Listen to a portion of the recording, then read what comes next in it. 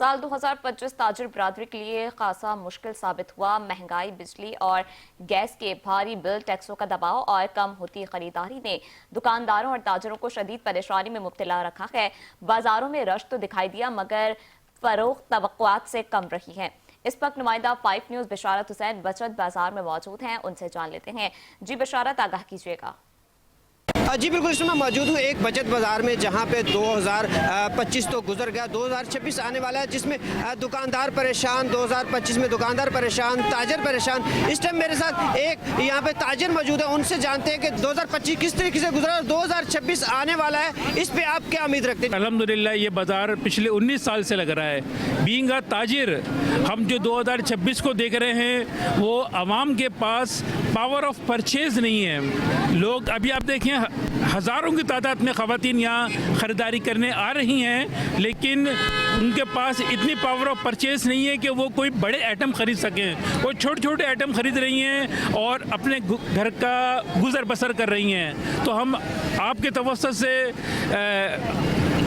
हुकूमत पाकिस्तान, हुकूमत सिंध से यही अपील करते हैं कि खुदारा चीज़ों को सस्ती करें। यहाँ हम कमिश्नर साहब कराची के रेट लिस्टों के मुताबिक रेट चीज़ें अशिया सर फ़रोख्त करते हैं, लेकिन फिर भी लोगों के पास वो कुव्वत ख़रीदार नहीं है। तो कुव्वत ख़रीदार कब होगी? वो जब पीछे से कोई बैकअप होगा हुकूमत की जानिब से, पीछे से रिलीफ होगा हुकूमत की जानिब से।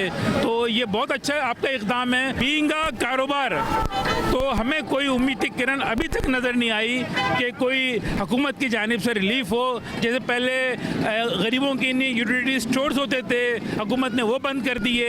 इसके अलावा दीगर और जो मामलात थे वो उसमें कोई खातिर ख्वाह नज़र नहीं आ रहा।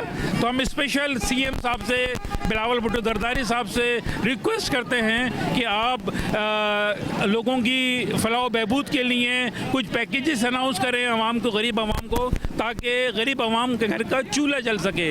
अभी लोग भूख की तरफ आ गए। जी बिल्कुल, जैसे कि हमने ताजिर से बात की, इनका कहना था कि 2025 जो है ये जो गुजरा ये बहुत महंगा गुजरा। लोगों की कुव्वत खरीद जो थी वो बर्दाश्त से बाहर थी और उम्मीद करते हैं कि 2026 जो आने वाला है हुकूमत इसमें रिलीफ देगी और लोगों को जो है वो रोज़गार मैसर होगा। जी।